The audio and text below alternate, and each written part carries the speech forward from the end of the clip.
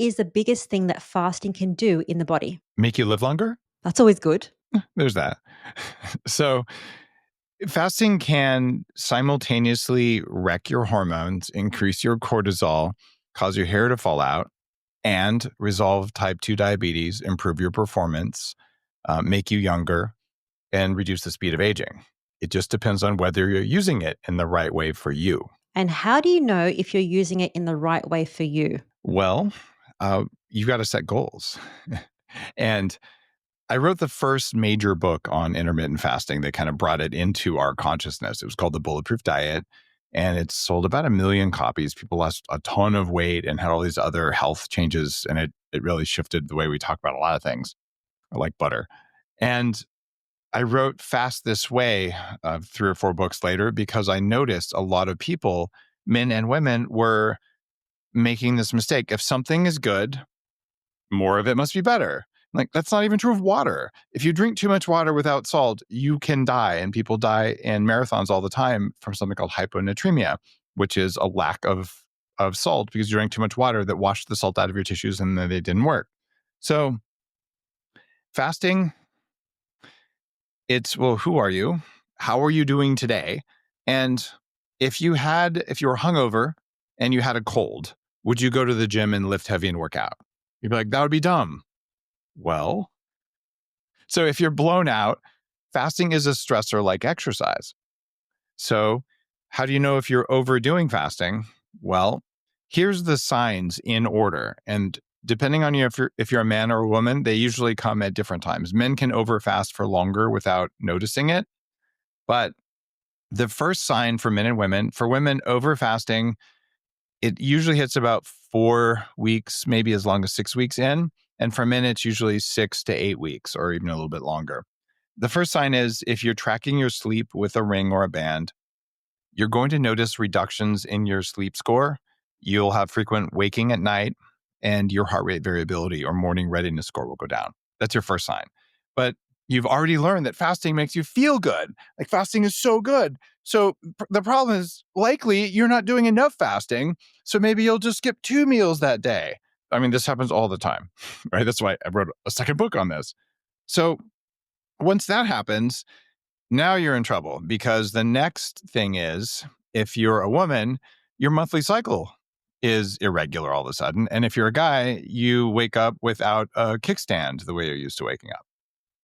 And that's because your cortisol levels are going up and up. And if you keep doing it, you're going to start seeing thinning hair in both men and women. And these are signs of high cortisol, right? So how would you know? Well, that's how you know you're doing it. But the first sign is, if my sleep isn't very good, then I'm going to have substantial problems with it, right? Okay, so it sounds like when we talk about fasting, we hear so many different benefits that fasting can produce for people. Maybe we should talk about some of these benefits and then talk about the right way to fast, because that was what your book was about, Fast This Way, and how to make fasting easier. So I have a few benefits here that fasting can provide for people if they do it the right way. The first is healing and preventing chronic disease. How does that work? Well, one of the biggest causes of metabolic disease, and many other diseases are symptoms of metabolic disease, it's insulin dysregulation. So fasting can help you to become insulin sensitive again. And you might say, well, what other diseases? In my longevity book, which is called Superhuman, I'm like, well, there's 4 things that are likely to kill you. So if you want to live to at least 180 like I do, fully functional the entire time, well, then step 1, don't die from dumb things, which would be diabetes. Because if you get diabetes, your chances of dying from the other 3 go up dramatically. So diabetes is a precursor to heart disease and cardiovascular disease, Alzheimer's disease, and cancer. So keep your metabolism regulated. And when it comes to fasting, well, if you're tracking your blood sugar, you can tell if you need to do some fasting. You get a continuous glucose monitor. It costs about $100 a month. It goes on the back of your arm. I'm actually not wearing mine. I just took it off and I'm waiting for a refill. So what you'll find is, if your blood sugar is regularly high, you need to fast more. But don't fast so much that you're stressed all the time, because that's not going to work either. Okay, just a question about the blood sugar and the blood glucose. What is a normal range? Well, if you're into longevity, you want to have a fasting blood sugar and you wake up in the morning below 87. And After a meal depends on what's in the meal. If you're eating something that you think is healthy, like oatmeal, well, it's probably going to go up 40 or 60 points because oatmeal raises your blood sugar kind of like drinking a Coke. Uh, so, but if you're eating, a piece of steak and your blood sugar spikes like that, okay, they're different things. And strangely, different people will have a blood sugar spike differently from different foods. I know people, they eat blueberries, which normally aren't too bad, and it totally blows them out. So then, okay, that's a food you can eat 10 blueberries, not 100 like your friend, and have the same blood sugar response. So it's really helpful to track your blood sugar. But that's kind of an advanced technique. But if you have a lot of weight to lose, or you have autoimmune issues or chronic fatigue, or you're just really not feeling like yourself, you probably have high blood sugar and you probably have insulin sensitivity issues, which means your blood sugar goes up, your body secretes insulin, but your cells don't listen. And you fix that with intermittent fasting. Absolutely. Intermittent fasting the right way. Now, the next benefit, apart from the healing, is weight loss. People want weight loss. And I would pertain that to saying fat loss, not just weight loss. How does fasting help with fat loss? It's transformative. Now, I'm going to do like the douchebag internet influencer thing because I have to. I used to weigh 300 pounds and I'm not on a diet or anything like that. This is what I look like right now.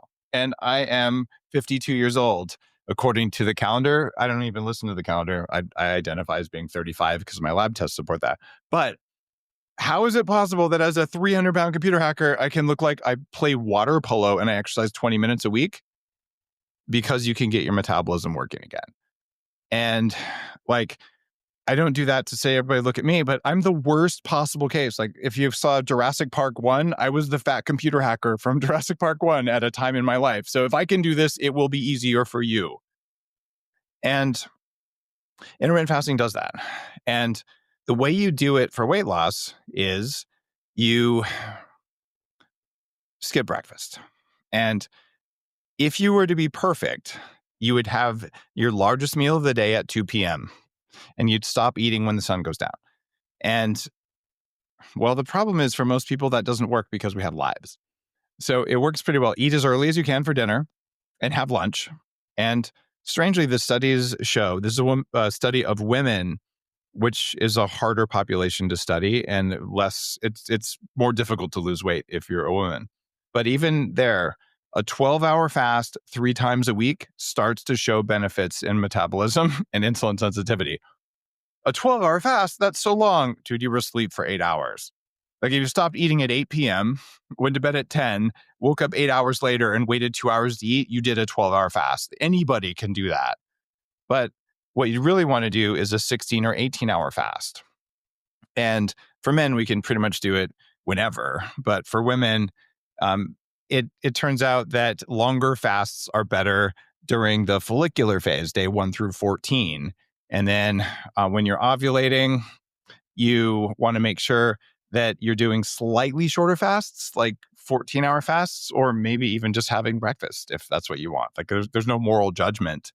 And in your luteal phase, 15 a day, 15 to 28-ish, depending on how long you are ovulating and all, your progesterone level goes up and you would want substantially shorter fasts. Bottom line is don't eat after the sun goes down. Wait as long as you can in the morning and you will lose weight. And some people say, oh, this is because you eat less calories. Maybe, but I tested this. I ate 4,500 calories a day for almost a year without exercising substantially to try and show that I was going to gain less weight than I should. And I lost weight because I was intermittent fasting. So it changes nutrient partitioning. It's not a good idea to overeat calories. And here's the thing. We've been wired since we were little to say, well, if you don't eat 6 times a day, your body will go into starvation mode. That's nonsense. But starvation mode, that's death. Like that actually triggers emotional reactivity to food. So getting over that's a big thing. And then a lot of us, including me, will eat when we're lonely. I don't do that anymore, but I used to until I identified that. So my first big book was Here's How to Lose Weight. That's the Bulletproof Diet. And it is hard when you start fasting because you think about food all the time. The average person thinks about food, a third of the thoughts in their head are tacos, tacos, tacos, right? So what do we do about that? eventually you learn to just train your body to say, well, I'm not going to die if I don't eat for a month. So I'm pretty sure I can skip breakfast and I'll be okay. But it doesn't feel okay at first. So one thing is you could tough it out. That works. Or you could do a good trick. You could get some of my newest coffee. It's called Danger Coffee. It is mold free and it has a therapeutic dose of trace minerals in it. But get a good coffee that doesn't have mold and stuff that makes you tweak. Put some MCT oil, and I invented this years ago. It used to be called Bulletproof Coffee, but it doesn't have to be the Bulletproof brand beans in order to use this recipe. So add some butter. It can be a teaspoon, it can be a tablespoon. It needs to be a little bit of butter or ghee and some MCT oil, which is an extract of coconut oil. That combination, when you blend it up, you drink it, you just won't think about food for 4 hours and it doesn't break a fast. And I've pissed off all kinds of very angry young influencers who actually never had to lose any weight when I say it doesn't break a fast. There's all kinds of science for that. But if you'll just trust me and try that, you will have zero experience of hunger while you're in the middle of just learning how to go without. And I've trained 75,000 people in a fasting challenge on how to go 24 hours without food. And you have that coffee thing in the morning and you just don't worry about food all day. Like it's crazy. You have another one at lunch if you really feel like you need it, but your energy never goes down. You don't have cravings and you're like, oh, I've got this. It's very different than like a juice fast, which is not a fast at all. I just call that a I love diabetes fast. If you like this clip, the full episode is here. And if you'd like to see more clips, make sure you hit the subscribe button.